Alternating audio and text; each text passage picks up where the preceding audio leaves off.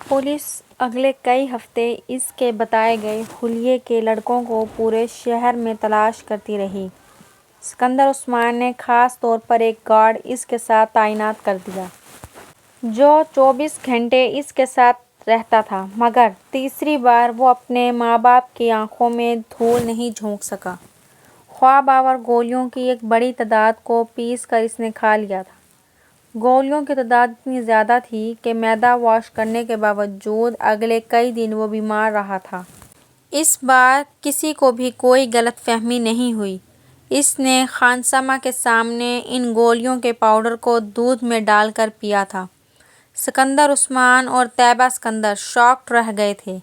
پچھلے دونوں واقعات میں نے پوری طرح یاد آ گئے تھے اور وہ پچھتانے لگے تھے کہ انہوں نے پہلے اس کی بات پر اعتبار کیوں کیا۔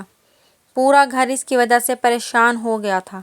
اس کے بارے میں اسکول، کالونی اور خاندان ہر جگہ خبریں پھیل رہی تھیں۔ وہ اس بار اس بات سے انکار نہیں کر سکا کہ اس نے خودکشی کی کوشش کی تھی، مگر وہ یہ بتانے پر تیار نہیں تھا کہ اس نے ایسا کیوں کیا تھا۔ بھائی بہن، ماں باپ، اس نے کسی کے سوال کا بھی جواب نہیں دیا تھا۔ سکندر اے لیولز کے بعد اس کے بڑے دو بھائیوں کی طرح اسے بیرون ملک تعلیم حاصل کرنے کے لیے بھجوانا چاہتے تھے۔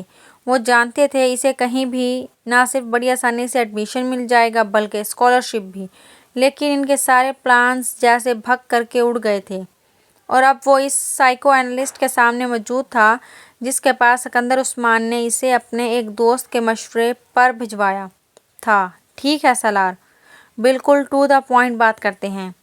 مرنا کیوں چاہتے ہو تم؟ سالار نے کندھے اچکائے۔ آپ سے کس نے کہا کہ میں مرنا چاہتا ہوں؟ خودکشی کی 3 کوششیں کر چکے ہو تم۔ ٹھیک ہے، کوشش کرنے اور مرنے میں بڑا فرق ہوتا ہے۔ تینوں دفعہ تم اتفاقاً بچے ہو، ورنہ تم نے خود کو مارنے میں کوئی کسر نہیں چھوڑی تھی۔ دیکھیں، جس کو آپ خودکشی کی کوشش کر رہے ہیں، میں اسے خودکشی کی کوشش نہیں سمجھتا۔ میں صرف دیکھنا چاہتا تھا کہ موت کی تکلیف کیسی ہوتی ہے۔ وہ اس کا چہرہ دیکھنے لگا جو بڑے پرسکون انداز میں انہیں سمجھانے کی کوشش کر رہا تھا۔ اور موت کی تکلیف تم کیوں محسوس کرنا چاہتے تھے؟ لو بس ایسے ہی تجسس سمجھ لیں۔ سائیکو اینالسٹ نے گہرا سانس لے کر اس 150 آئی کیو لیول والے نوجوان کو دیکھا جو اب چھت کو گھور رہا تھا۔